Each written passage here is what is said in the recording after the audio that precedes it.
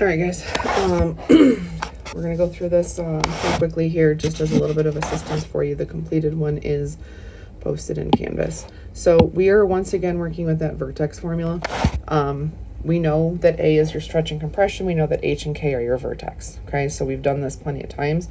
We're just going to be writing our equations this time. So we know that our vertex is, we know our vertex is H and K. So we're going to go ahead and put those into our formula, and it says assume there's no stretch or compression for right now. So we have y equals, we're going to ignore the a for right now, and then we have x minus h, which is 25 squared, plus k. Okay, once again, same thing. Remember that it's always opposite on the inside, same on the outside. And then same thing for this one. And then same on the outside, okay? All right, for this next part, it says that sometimes you do have equations that have a stretch or compression, which means we need to find that a value, okay? In our graph here, we have a vertex and we have a point. So this first step here says label h, k, x, and y. So your vertex is your h and your k, and then your 4 and your 8 are your x and your y. It can be any point on that graph. And then we're going to plug those into our formula.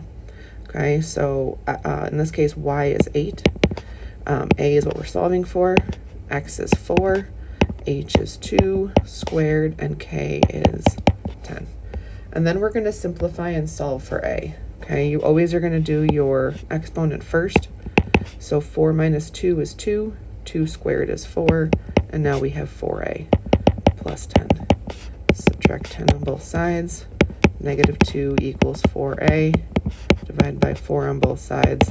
And a equals, you can leave it as negative 2 over 4 if you want, but it's negative 1/2. And then finally, you're going to rewrite it, but you're only using a, h, and k. X and y are going to go back to being x and y. 2 squared.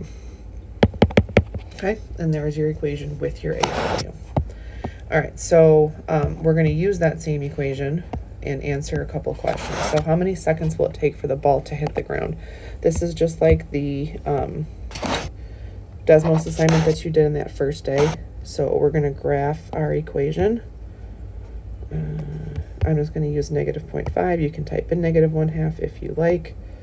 X minus 2 squared plus 10. Okay, so here's our graph. We have our vertex, our y-intercept, and our positive x-intercept. And we talked about what the uses for those 3 points were throughout the last couple days.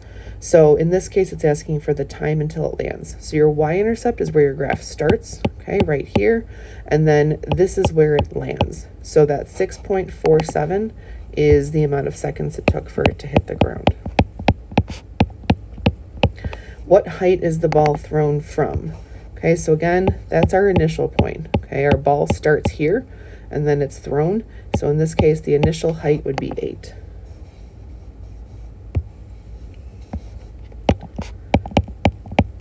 And then what is the height of the ball after 6 seconds have passed? Remember that seconds is time.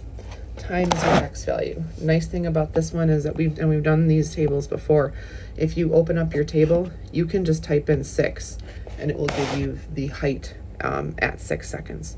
Okay, in this case, that height is 2. I believe that would be this point right here. Okay, so after 6 seconds, our height is 2 feet. Okay. All right, this area problem. We're just going to follow the directions here. Set up an equation to model the perimeter.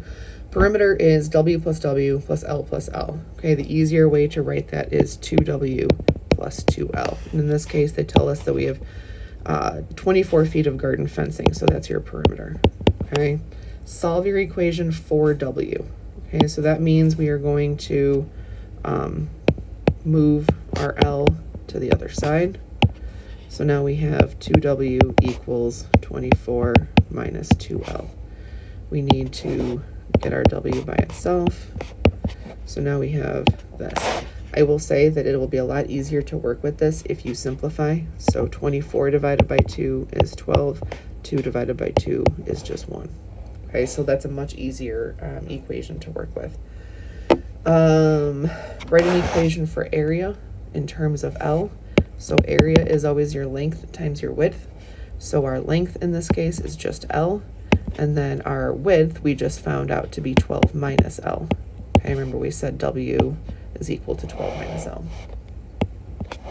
And that's your formula for, or that's your equation for area. Identify the dimensions that yield the maximum possible area. You know maximum is your vertex. So we're going to go ahead and graph that real quick. Your area is your Y, and your X is your L. Okay, so we have our equation here, and it's asking for the maximum dimensions. Okay, so we just said our Y was our area. So 36 is not the dimension, it's the area, but 6 would be the width. Okay, so if we go ahead and find that, we have a length of 6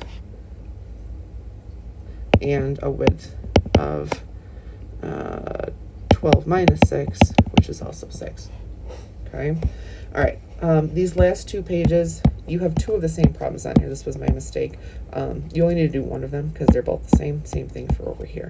So I'm not going to go through this one in quite as much depth. I'm just going to go ahead and set this up, and then you do have the completed one in Canvas. So we have our H and K here, and then we know that this is our X and Y, and just like we did on that first problem, we're going to plug those in. So our Y is 8.64. We don't know what A is. Our X is 0. Our H is 14 squared, and then minus 9. Okay, so that's your setup. Like I said, I have all the completed steps in the other document that is linked in Canvas, but that's to help you get you set up, and then you can try and simplify from there. For 20 hours after midnight, you're going to do the same thing, okay? 20 hours is your time is your X. So when you graph this, you're looking for where X is 20, okay? Or you can plug 20 into your formula. Last one here is this area one again. So we have our perimeter is 2W plus 2L equals 120. Oh, this does say if the shed is used as one side. This may not match up in the other one. This should be the way you do it. So in this case, we only have 1L. Okay, so we have 2W plus L, because they're saying that they don't want the fencing along the shed, equals 120. Solve in terms of W. So that means we want to get L by itself. We're going to subtract the 2W on both sides, and L equals 120 minus 2W. Okay, then it says to write the area formula. So area equals length times width. We know that our width is just W. We know our length is 120 minus 2W.